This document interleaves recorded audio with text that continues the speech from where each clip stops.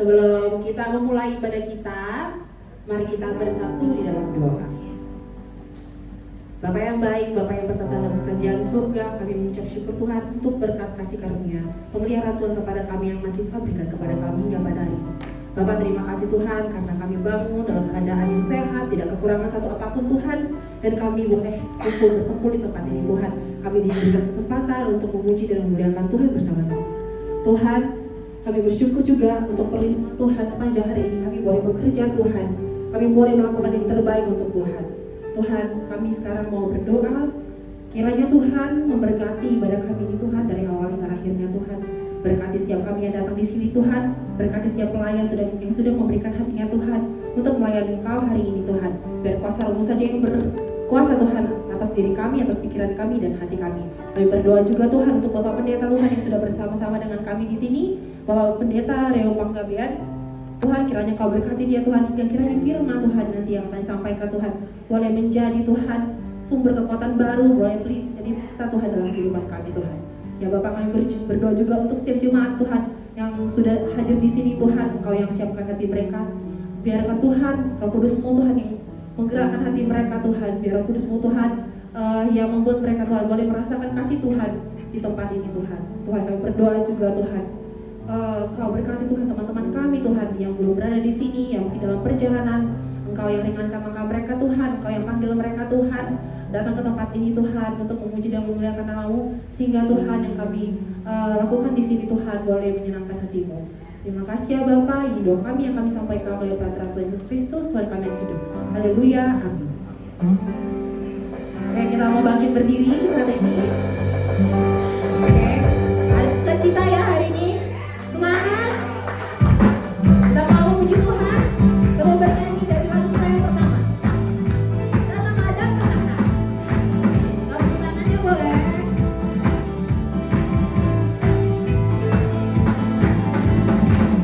Melukis cakrawala, merangkai jalan raya, mencipta alam semesta. Pemilik kehidupan dan sanggup menyelamatkan, dialah jalan kebenaran. Kami rindukan kuasa lawatan-Mu, kebangkitan pasti terjadi.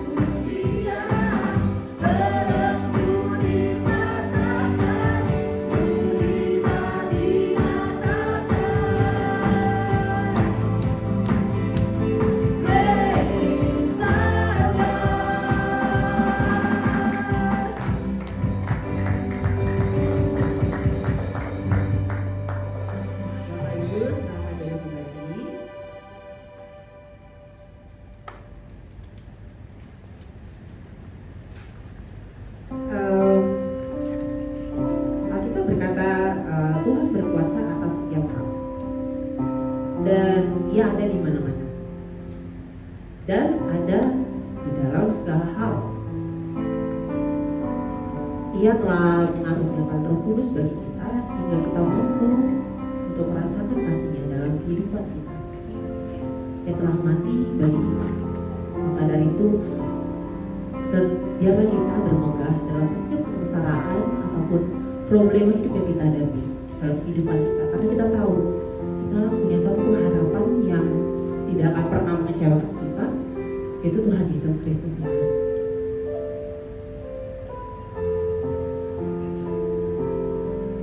Kita mau menyatakan kasih kita mau menyembah Dia lebih dalam lagi.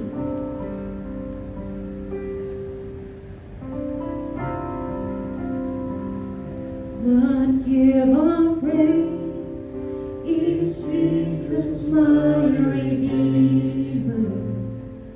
There is no more for heaven now to give. He is my joy, my righteousness and freedom, my steadfast love, my deepest, boundless peace. What is my hope? My hope is only Jesus. For my life is wholly bound to Thee. Oh, how strange and divine! I can sing, oh, it's mine, yet not I, but through Christ in me, and that is done. The night is dark, but I am not forsaken, for by my side the Savior He will stay. I'll ever run in weakness and rejoicing, for in my need His power is displayed. To this I hope, my shepherd will defend me. Through the deepest valley He will lead. All the night has been won, and I shall overcome, and not I, but through Christ in me.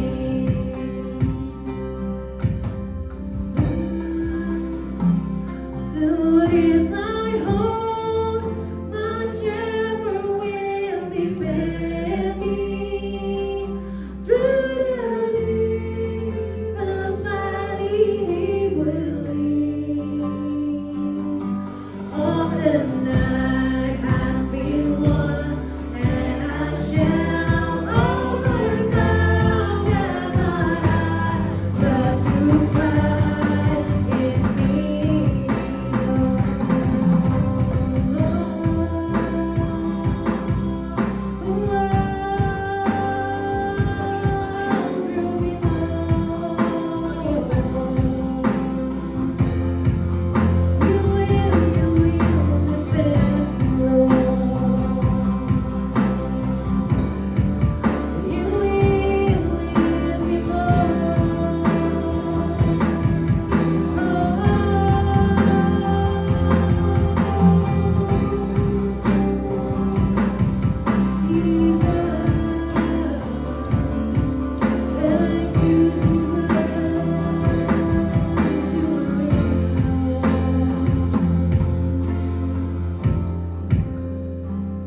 With every breath, I long to follow Jesus, for He has said that He will bring me home.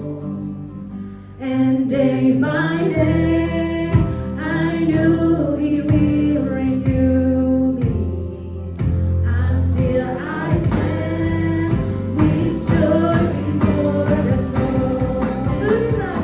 To this I hope, my hope is on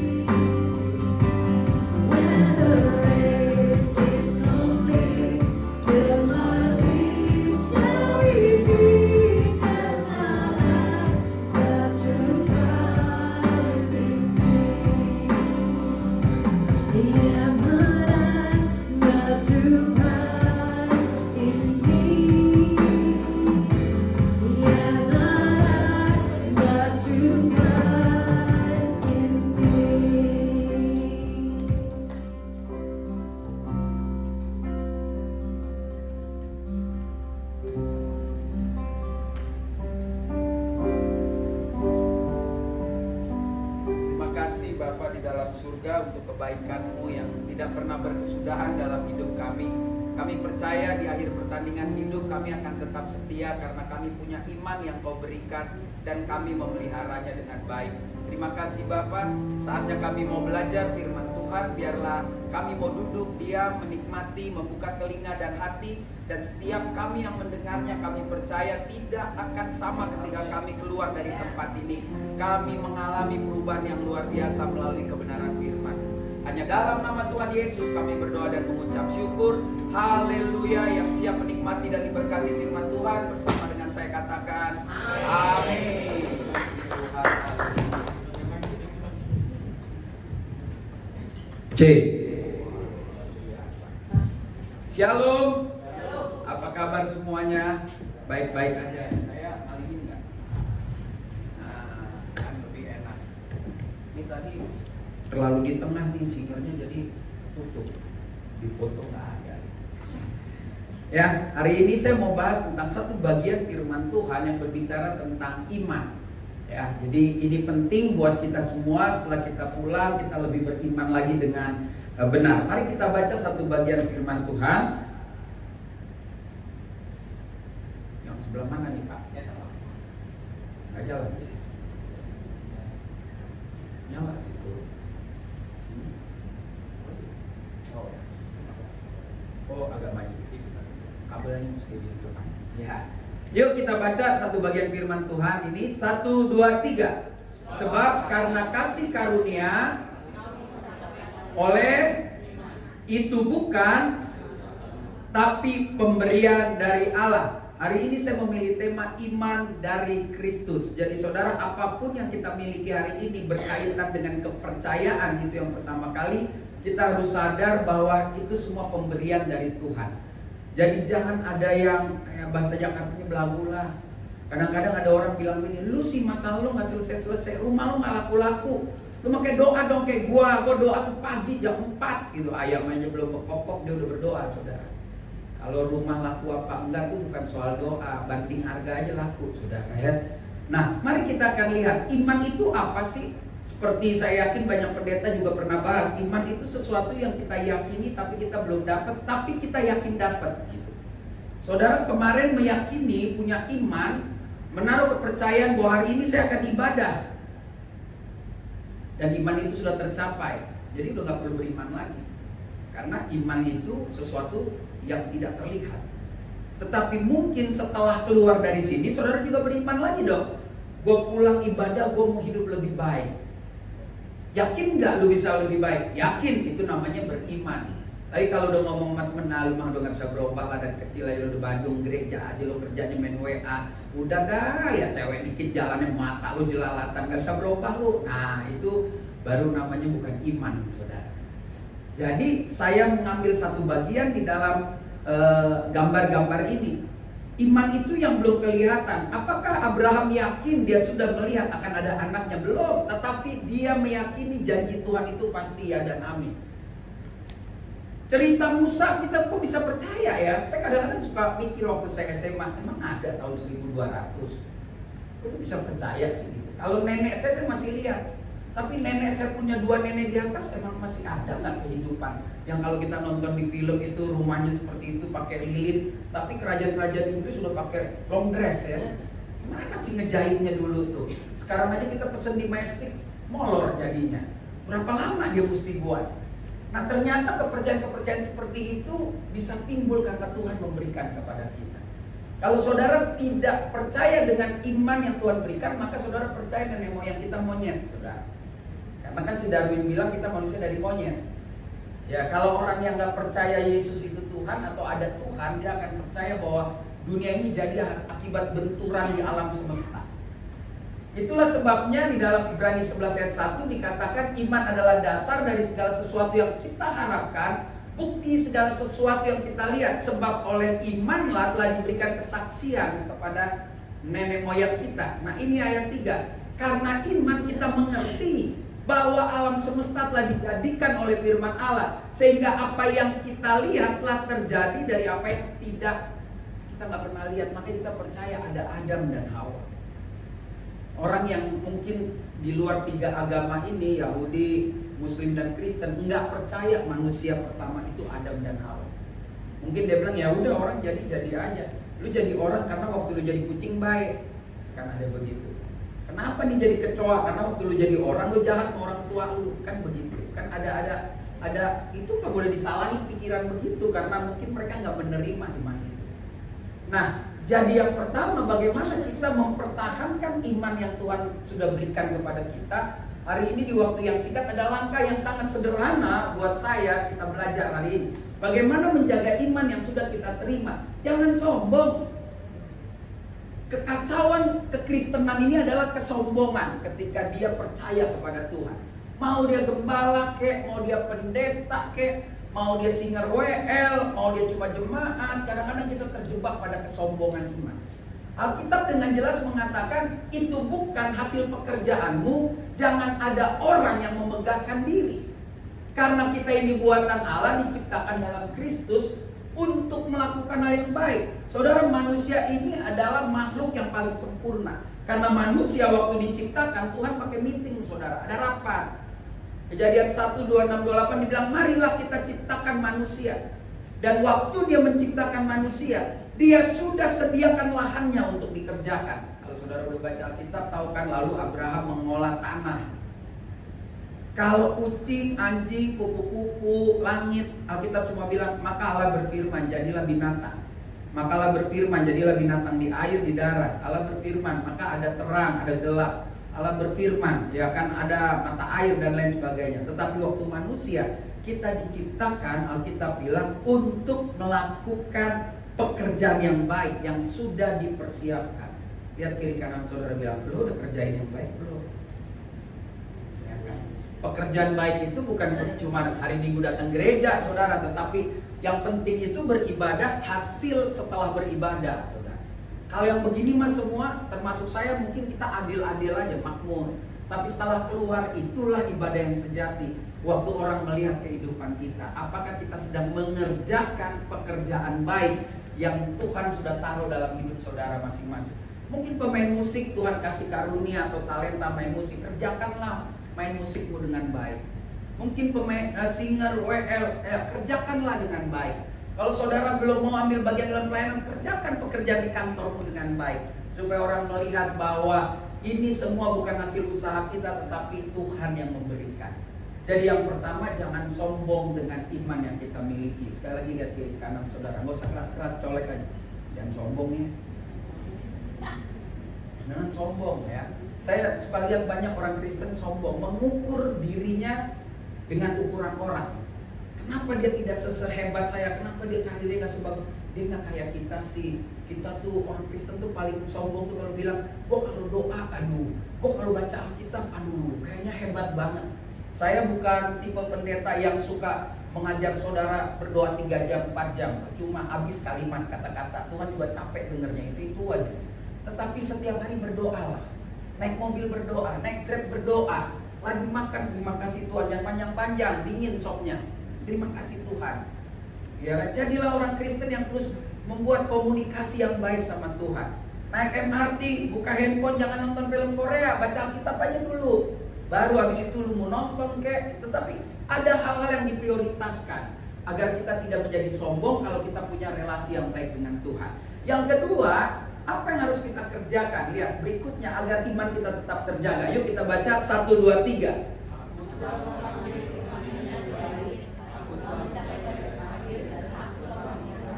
Kalimat ini ditulis oleh Paulus kepada murid yang dikasihi. Paulus mengatakan saya memelihara iman dengan benar. Jadi saudara mungkin kita belum mati nih. Ya nanti kalau kita mati, mau mati ya. Saya saudara tapi rasa bahwa saudara itu setia sama Tuhan. Boleh pakai ayat ini. Jangan mati lagi di bar, di kafe, overdosis, taruh ayat lagi memelihara iman. Ya kan kalau yang matinya lagi buat dosa, Tuhan yang memberi, sabu yang ambil, udah gitu aja. Tuhan yang memberi, ganja yang mengambil. Ya, ini Paulus bilang begini, gua ini berdarah-darah loh. Tapi karena Tuhan memberikan iman, saya pelihara. Saudara, saya nggak pernah percaya ada orang dibilang begini, dia nih gua tobatnya bareng sama dia. Gua KKR, gua maju bareng, gua tobat didoain. gila loh dia memang imannya besar. Nggak ada saudara, setiap orang punya iman yang sama standarnya. Waktu dia bertobat, Tuhan berikan iman yang sama. Tetapi dalam perjalanan iman itu berkembang sesuai dengan manusia yang mau memeliharanya. Ada yang makin merosot, ada yang cuma diam di tengah, ada yang naik ke atas. Jadi jangan heran kalau ada orang bilang begini, masalah dia besar banget, dia tetap ketawa karena dia memelihara iman. Buat gue masalah lu kecil banget, kok lu kayaknya repot banget sih, sewot banget ngurusin kayak gini, karena lu gak memelihara iman. Orang kalau baru diomongin, lu ya jadi perempuan yang benar bisa marah bertahun-tahun, itu manusia tidak memelihara iman. Tapi orang yang memelihara iman, difitnah pun dia ketawa, dia bilang nanti kebenaran akan membela saya. Itu orang pelihara iman.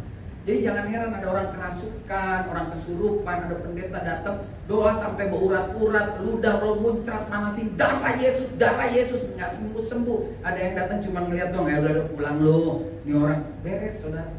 Itu bukan soal karunia, soal perjalanan hidupnya, pertumbuhan imannya membuat Tuhan memberikan karunia pada dia. Jadi ini penting buat kita. Yesus ketika dalam pelayanannya aja mengambil waktu untuk memelihara iman. Di dalam Markus 1:35 dikatakan pagi-pagi benar Yesus bangun pergi ke tempat sunyi lalu berdoa. Yesus pagi-pagi, muridnya tidur, soimo, tidur aja, makan aja, numpang ngetop, ya kan? Yesus kemana muridnya ngikut, tapi urusan berdoa kagak. Jangan-jangan kita nanti seperti murid, retreat pergi, pelayanan semangat, doa kagak. Ya kan? Pendeta aja juga banyak yang jago ngomong, jago khotbah, mungkin termasuk saya. Kalau kurang doa, nggak ada gunanya dia berkhotbah. Karena begitu dia pulang, dia keluar, ternyata dia tidak menghidupi apa yang dia bicarakan. Ini yang bahaya. Bukan pagi, kalau saudara mungkin pulangnya jam 2 nggak bisa doa pagi. Yesus kunci juga malam hari.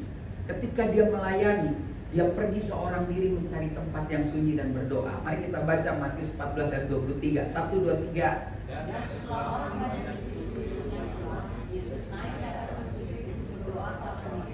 Ketika hari sudah malam, dia sendirian di situ. Jadi nggak ada alasan kalau bilang saya kan nggak bisa Pak doa pagi. Saya kan namanya juga security Pak. Kalau saya doa jam 4 rumah kemalingan atau kontainer saya kebobolan malam hari. Jadi tidak ada waktu tidak memelihara iman. Salah satu memelihara iman ibadah seperti ini. Ya Jumat, saya harap di tengah-tengah Rabu mungkin ada. Jadi saudara bisa konsisten, entah Zoom kayak entah apa saya nggak ngerti.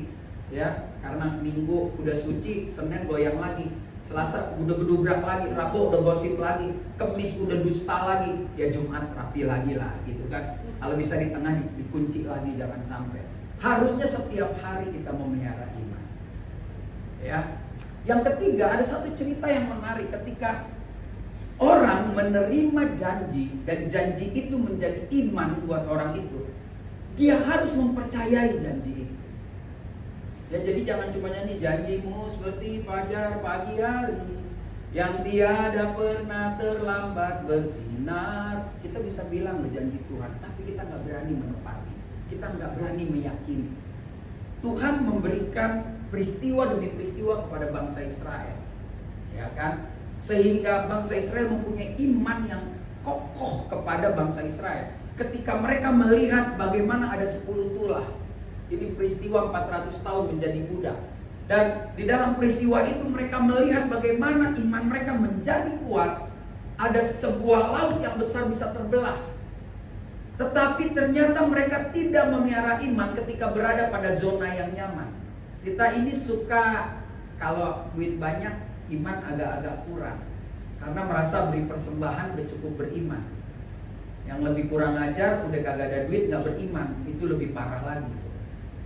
Ya harusnya ada duit, nggak ada duit tetap beriman, tetap yakin bahwa Tuhan memelihara hidup saya. Orang di luar Kristen aja makan, saudara. Jadi kalau saudara ngomong saya beriman pasti makan, itu bukan beriman, saudara. Ya orang nggak perlu percaya Tuhan. Itu di Rusia, di RRT orang makan enak, saudara. Tetapi orang yang memelihara dan mempercayai iman, gaya hidupnya yang berbeda. Ya. Ketika mereka berhadapan dengan tanah yang siap mau dimasuki, Mereka bilang ini nggak mungkin. Kenapa? Karena musuhnya gila, gede-gede banget. Kita dianggap belalang. Ada 2 orang yang hebat yang bilang begini, nggak bisa, kalau Tuhan janji pasti oke. Jadi harus percaya pada apa yang kita imani. Saudara tahu kan 2 orang ini yang akhirnya masuk ke Israel, selebihnya mati, saudara. Dari generasi pertama. Jadi kita jangan sampai mati di perjalanan.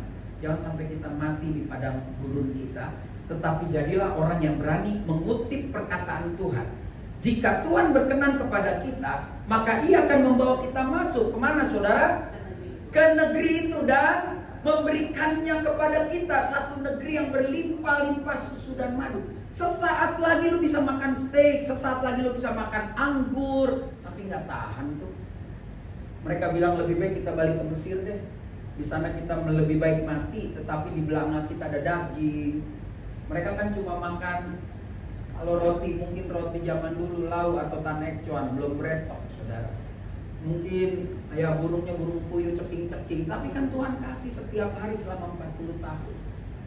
Tanpa harus beternak mereka makan, nggak tahu bersyukur. Kenapa? Karena dia tidak memelihara iman dengan baik. Tetapi 2 pribadi ini adalah orang yang sungguh-sungguh percaya pada apa yang mereka imani. Jadi kalau saudara baca Alkitab, lebih gila lagi yang namanya Kaleb.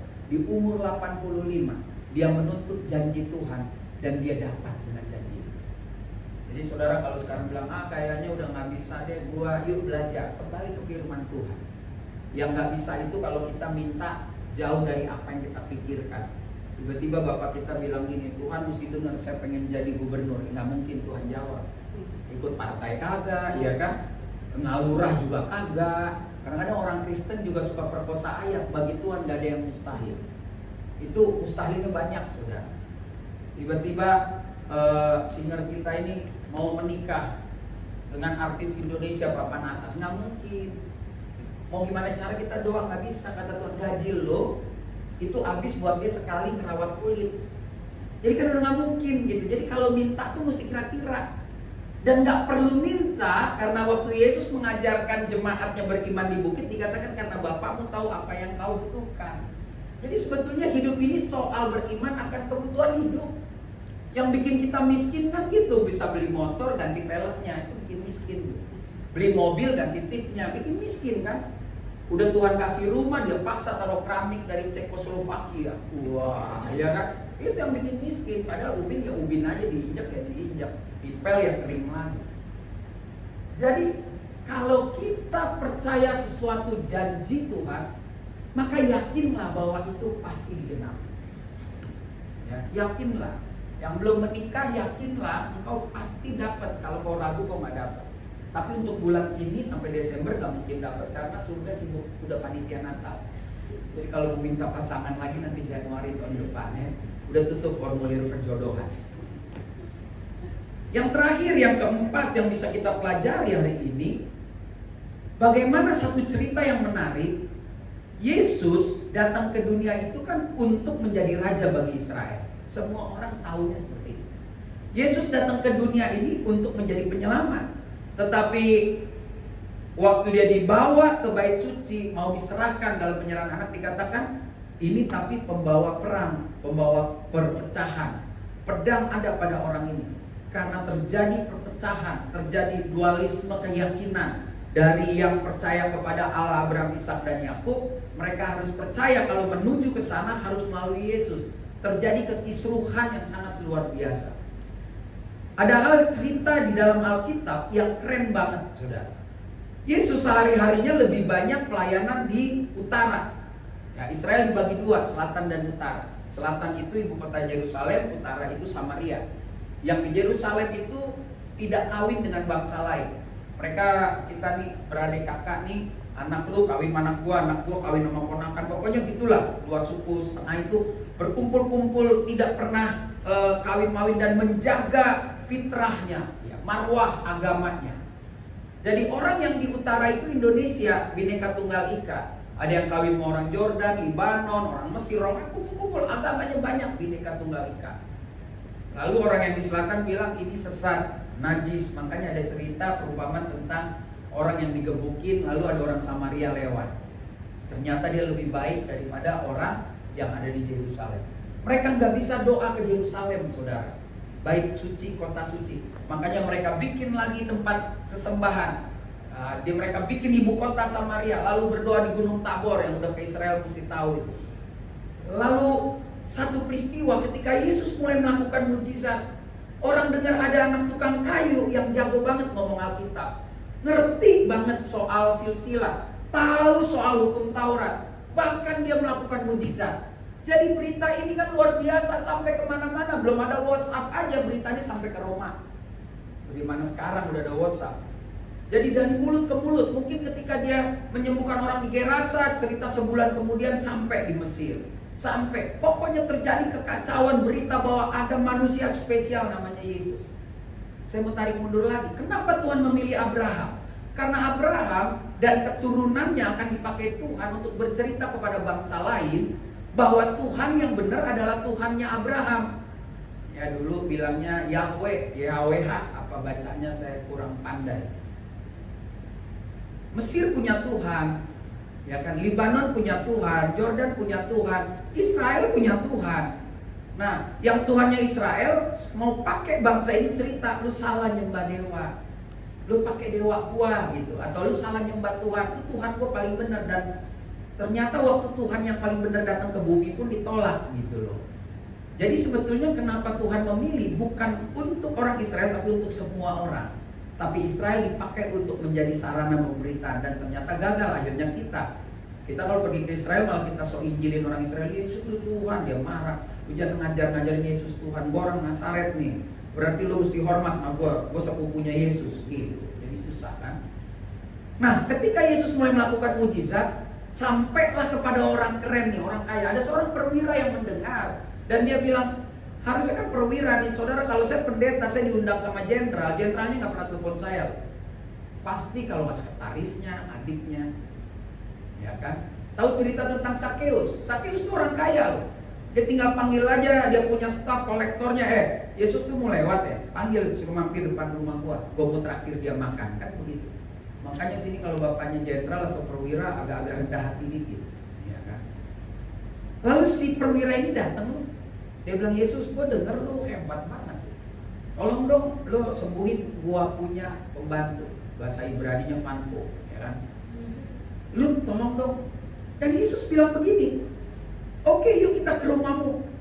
Dan si perwira bilang, oh, jangan, gila lu ngomong aja, lu ngomong pasti sembuh. Saudara, satu pelajaran ini jangan dipotong di YouTube. Karena kita yang ada di ruangan ini, jangan-jangan terakhirnya kita tidak ada di surga. Saudara. Jadi konsep ini mesti benar ya. Karena Yesus bilang begini, harusnya yang makan dengan Abraham, Ishak dan Yakub orang dari selatan dan dari utara. Ngerti ya? Harusnya yang ada di surga ngobrol-ngobrol, lu nih orang Yerusalem dan orang Samaria. Tapi nanti di akhir justru banyak orang yang makan dengan Abraham, Ishak dan Yakub itu dari barat dan timur. Nyampe kan nih saudara ya? Kita ini orang selatan dan utara. Kita ini Tuhan datang untuk kita. Tetapi kita tidak punya iman seperti perwira itu. Makanya Tuhan bilang ini, nanti akhirnya yang banyak makan justru dari yang timur dan yang dari barat. Maksudnya orang-orang bukan Israel yang akan makan bersama-sama. Saudara, kita Israel rohani. Jangan sampai nanti akhirnya saudara kita nih yang juga lagi berdoa, atau yang lagi di Yerusalem lagi berdoa, dia yang makan dengan Abraham dan kita tidak. Apa artinya? Karena kita tidak memelihara iman dengan benar. Karena kita ngawur, kita anggap kita sudah Kristen, lalu masuk surga. Tahun 70-an nih, tahun 70-an, saya nih ini nggak apa-apa, biarin ntar orang Batak somasi saya. Saya orang Batak, saya lahir udah Kristen. Yang ada di kepala saya diajarin bahwa orang Kristen pasti masuk surga. Betul nggak? Mungkin saudara juga begitu. Sehingga main joker jalan terus, judi jalan terus, bahkan kawin 2-3 kali masuk gereja nggak ada masalah, saudara. Apakah yang itu yang akan makan dengan Abraham, Ishak dan Yakub? Lalu saudara kita yang masih mencari Tuhan, Bagaimana mereka luar biasanya berdoa dengan teratur, mencari jalan kebenaran. Mereka kan sedang mencari, saudara nggak boleh ledekin mereka. Mereka kalau marah sama kita, saudara nggak boleh marah, karena mereka memang sedang mencari gitu. Orang yang di tembok ratapan mencari, saya takut last minute mereka menemukan yang mereka cari. Masuk surga dong mereka. Tuhan adil dong. Nah kita nih yang sudah nyaman nih, ya nggak? Yang kalau kebaktian aja, saya rasa sih jemaat di Smart Friend lebih dari ini manusianya, betul nggak? Ya bukan menghakimi deh, kayak kita bercanda aja deh. Kalau kita kiamat kita aja masih gini, masuk apa kagak nih? Gimana sekarang yang lagi ngopi di seberang? Misalkan gitu. Tapi saudara kalau kiamat masuklah, kan saya kan pasti depan pintu. Ini tadi bagian. Ini masuk di semua nih. Pas mau masuk kata setan ini, "Woi, baris ketiga punya gue," gitu. Setan itu juga tahu loh. Karena yang tahu masuk surga itu cuma kita sendiri loh. Saudara, saya nggak bisa bilang kamu masuk surga, nggak bisa. Yang tahu masuk surga itu cuma kita. Karena kalau kita jujur, kita munafik, yang tahu cuma kita. Sama Tuhan, sama hantu. Makanya kalau ada pelayanan di gereja besar, ada orang keren, yeah. Jangan-jangan di neraka setan teriak, "Petrus, kenapa?" Baris 6, row 3 tuh punya gue tuh, belaga aja dia nyanyi. Ada saudara. Ya kan, sehingga nggak heran kemarin saya pelayanan satu persekutuan, dia bilang, "Pak, saya ini bukan orang Kristen, saya menjadi Kristen karena saya menikah dengan orang yang Kristen, dan pendeta yang memberkati saya sekarang meninggalkan Kristus." Gila nggak saudara? Kalau dia nonton, gua kan nggak nyebut nama ya, dia silakan tersinggung aja. Jadi nggak gampang saudara.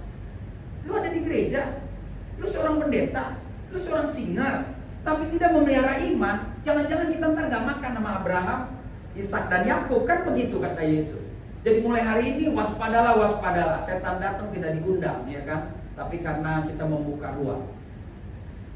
Mari kita lihat apa yang saya katakan yang terakhir. Agar iman kita tetap terjaga, kerjakan dengan tindakan. Peristiwa Yesus sampai di telinga perwira itu, dan iman timbul dari pendengaran. Iman timbul dari pendengaran dengan firman Tuhan. Apakah Yesus datang untuk orang Romawi? Enggak, menurut mereka. Ternyata pertama Tuhan memanggil Abraham, bahwa Abraham akan dipakai untuk bercerita keturunan-keturunan. Akhirnya bercerita kita loh orang Kristen. Mereka enggak bercerita. Makanya Yesus kagum. Perwira ini luar biasa. Mari kita baca 1, 2, 3. Setelah Yesus mendengar hal itu, "Aku berkata kepadamu, sesungguhnya iman sebesar ini tidak pernah aku jumpai pada seorang pun di antara." Lalu Yesus ada di depan pintu, dia bilang, "Ngoceh aja lu pendeta. Iman yang seperti perwira itu gak ada di ruangan ini." Kalau dibilang begitu gimana ya saudara? Makanya saudara pulang damai-damai ya sama besan, damai sama ipar, musuhan sama kakak adik saudara musuhan. Gue gak ngomongan, sejak dia kawin bininya gak bener. Apaan gereja-gereja jadi penatua? Kalau lihat muka gue benci. Kalau dia benci sama saudara jangan jadi berdosa dong. Kita kadang-kadang punya harga diri ketinggian. Bapak ini benci sama saya, kan dia yang berdosa. Kenapa gue mesti ikut jadi berdosa? Ya udah, lo benci aja seumur hidup, gue jalan aja biasa. Karena hidup ini jalanin aja kehidupan kita. Tapi ketika ibu benci sama saya ikut benci, dua-dua orang bodoh. Ya kan? Karena orang yang memelihara iman, dia tahu dalam perjalanan menuju iman yang lebih tinggi akan banyak angin besar yang akan menghajar dia. Jadi percayalah. Sekali lagi, jodoh itu bukan soal iman, jodoh itu soal usaha. Lu doa terus gak bakal dapat pasangan. Pergi ke mall sana, ke gereja, cari jodoh ya. Jangan cari pendoa, jangan jajan. Dan saya pendeta yang masuk kepala, akal aja. Udah baik lu, doa melulu. Kerja, saudara ya. Saudara jangan mau dimanipulasi oleh gereja. Tiap hari di gereja. Habis itu lu dipecat, lu hilang waktu lu 4 tahun gak bikin apa-apa. Saudara kerja di sini, terus saudara baru pelayanan. Kerja di sini baru pelayanan. Jangan mau dibohong-bohongin lagi ya, mesti pinter. Gak bisa habis gini, saya lihat waktu doa, kamu mesti pelayanan. Lu tinggalin di Smart Friend, lu ikut pelayanan. Oke, lu mau kasih makan 4 tahun, gue udah bosan, gue tinggalin. Lu hilang waktu 4 tahun. Lu mau mulai dari bawah lagi, gak bisa bekerja. Ya, sekarang kerja, saudara. Nah, ya, setelah kerjaan selesai, baru kita berfellowship dengan orang-orang seiman. Kalau nggak cocok sama gembala saudara yang mesti tobat. Dia memanipulasi jemaat untuk jadi kerja buat dia, nggak boleh ya. Harus kerja. Bikin sepi gereja. biar tahu. Banyak orang loh setiap hari ke gereja sampai lupa kerja, akhirnya bingung bayar listrik, bingung makan, ya. Saudara mesti tahu itu. Gereja hari Minggu, tengah minggu 1 kali, dan tiap hari saudara. Capek badan, sakit, mati. Paling cuma dibilang nih orang ini memang pahlawan iman. Mati udah habis itu. Ya, jadi kerja, karena kerja itu juga melayani Tuhan. Ya, melayani bukan di gereja aja saudara. Melayani itu ada di Smart Friend. Orang lihat saudara, orang tamu apa pengunjung datang lihat muka kita cerah, ini keren nih. Padahal gaji UMR tapi senyum terus. Ya kan? Jangan gaji udah UMR cemberut, makin gak terbuka tingkap di surga. Jadi hari ini kita belajar saudara ya. Ada 4 tindakan yang perlu kita pelajari. Biarlah ini menjadi pelajaran buat kita semua. Iman dari Kristus akan tetap terjaga ketika kita berani melakukan tindakan. Yuk kita baca sama-sama. Yang pertama, 2,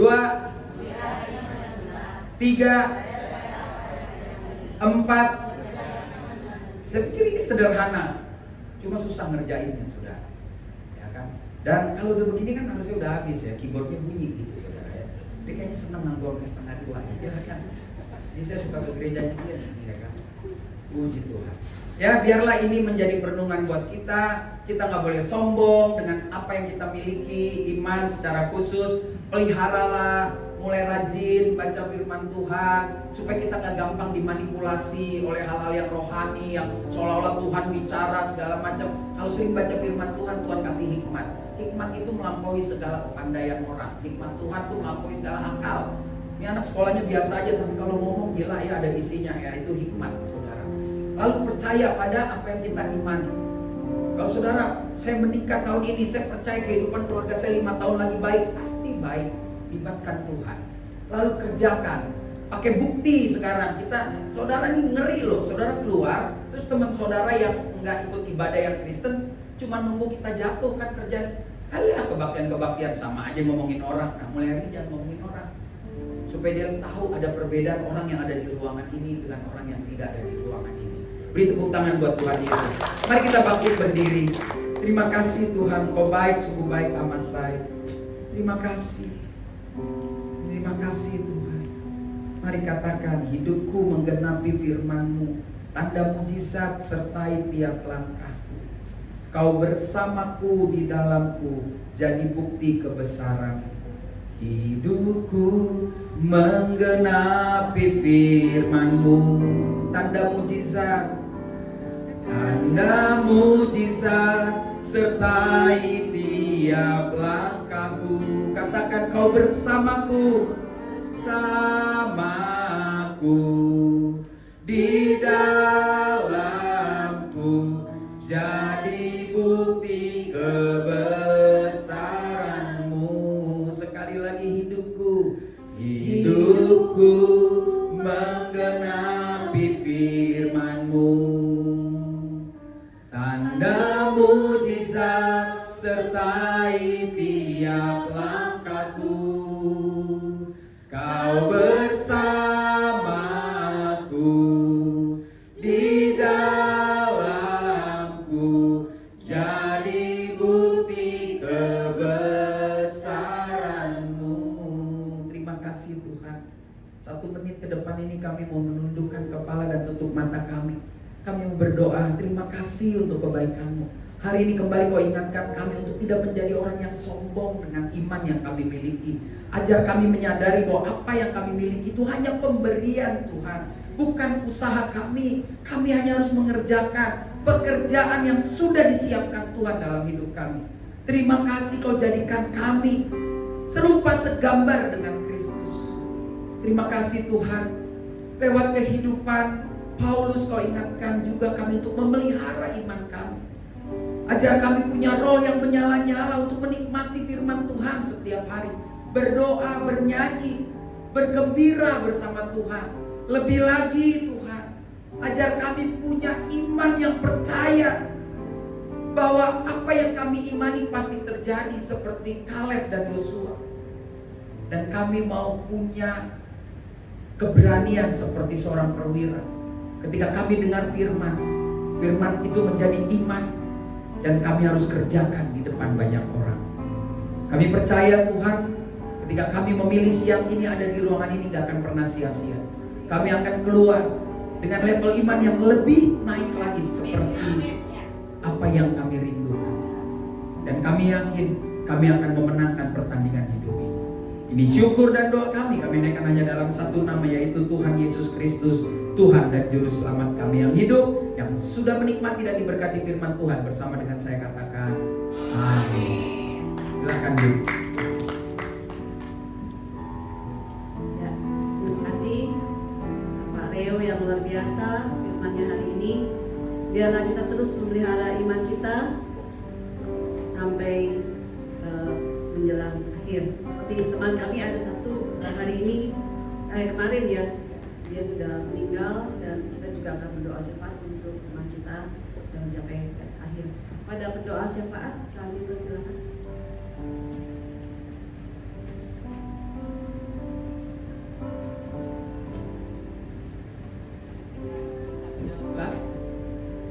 Bapak, terima kasih buat firman-Mu yang sudah Kau berikan kepada kami. Iman Bapak, terima kasih untuk Pendeta Reo Manggabea, yang kami percaya Kau akan berkati terus, Kau akan berkati pelayanannya, Kau akan berkati keluarganya, Kau akan berkati semua rencana-rencananya Bapak, dan apapun yang ia lakukan akan berhasil. Terima kasih Bapak untuk setiap kami di sini yang sudah datang untuk beribadah, untuk mendengar firman yang datang daripada Engkau. Terima kasih Bapak untuk pengingat juga yang Kau berikan kepada kami dari Yakobus, dimana Engkau mengatakan, hai saudara-saudara yang kukasihi, ingatlah ini, setiap orang hendaklah cepat untuk mendengar, tetapi lambat untuk berkata-kata, dan juga lambat untuk marah, sebab amarah manusia tidak mengerjakan kebenaran di hadapan Allah. Sebab itu buanglah segala sesuatu yang kotor dan kejahatan yang begitu banyak itu, dan terimalah dengan lemah lembut firman yang tertanam di dalam hatimu, yang berkuasa menyelamatkan jiwamu. Tetapi hendaklah setiap dari kami Bapa menjadi pelaku firman, dan bukan hanya mendengar saja, sebab jika tidak demikian kami akan menipu diri kami sendiri Bapa. Kami juga percaya bahwa jika kami hanya mendengar firman saja dan tidak melakukannya, kami adalah seumpama seorang yang sedang mengamat-ngamat mukanya, yang sebenarnya di depan cermin baru saja ia memandang dirinya, ia sudah pergi, atau ia segera lupa bagaimana rupanya. Tetapi jika kami meneliti hukum yang sempurna, yaitu hukum yang memerdekakan orang, dan kami bertekun di dalamnya, jadi bukan hanya mendengar untuk melupakan, tetapi bersungguh-sungguh melakukannya, kami akan berbahagia oleh perbuatannya. Jika kami ada seorang yang menganggap dirinya beribadah tetapi tidak mengekang lidahnya juga, kami akan menipu diri kami sendiri. Maka sia-sialah ibadah kami. Terima kasih Bapak, karena kami tahu ibadah yang murni, yang tidak akan bercacat di hadapan-Mu. Bapak, kita adalah menjunjung yatim piatu dan janda-janda dalam kesusahan mereka, dan menjaga supaya diri kami tidak dicemarkan oleh dunia. Terima kasih Bapak, bahwa kami memegang teguh dengan firman yang Kau sudah berikan. Kami beriman bahwa Engkau sudah mengirimkan anak-Mu yang tunggal juga, Yesus Kristus, yang menjadi jalan kebenaran dan hidup buat setiap dari kami. Terima kasih karena kami menerima firman yang akan menjadi tumbuh berbuah banyak di tanah yang subur Bapak. Biarkan kami berproses terus bersama dengan Engkau, memegang tangan-Mu dan menjadikan firman-Mu ini pelita bagi kaki kami dan terang bagi jalan kami. Di dalam pekerjaan kami Bapak, kami percayakan semua yang ke dalam tangan-Mu, segala dokumen yang harus kami review, segala meeting yang harus kami attend. Kami tahu Engkau yang berserta dengan kami. Engkau yang akan membuat jalan-jalan kami menjadi berhasil Bapak. Engkau yang akan memberikan favor juga di dalam setiap pekerjaan dan perkataan kami. Kami akan menjadi garam dan terang Bapak. Dan kami percaya Bapak, di dalam negara ini juga kami akan memberkati semua pemimpin-pemimpin kami, setiap pekerja-pekerja dan pegawai negeri yang sedang bekerja Bapak. Kau akan lawat mereka dan memperkenalkan diri-Mu sebagai Bapa yang besar, yang kudus, yang mulia, dan kami akan melihat perubahan yang besar di negara ini.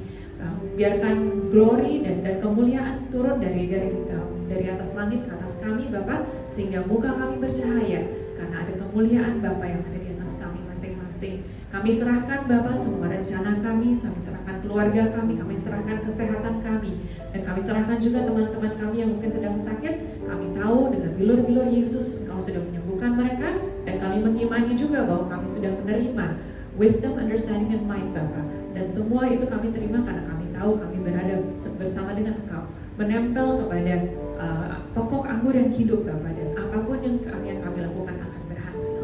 Terima kasih Bapak, kami serahkan hari ini ke dalam tangan-Mu, dalam nama Tuhan Yesus kami berdoa dan bersyukur. Jemaat yang dikasih Tuhan, sebelum kita kembali ke meja pekerjaan kita masing-masing, ingatlah firman Tuhan yang berkata demikian. Jadi akhirnya saudara-saudara, semua yang benar, semua yang mulia, semua yang suci, semua yang manis, semua yang sedap didengar, semua yang disebut kebajikan dan patut dipuji, pikirkanlah semuanya itu. Selalulah berdiri teguh, jangan goyah, giatlah selalu dalam pekerjaan Tuhan, sebab kamu tahu bahwa dalam persekutuanmu dengan Tuhan, jerih payahmu tidak sia-sia.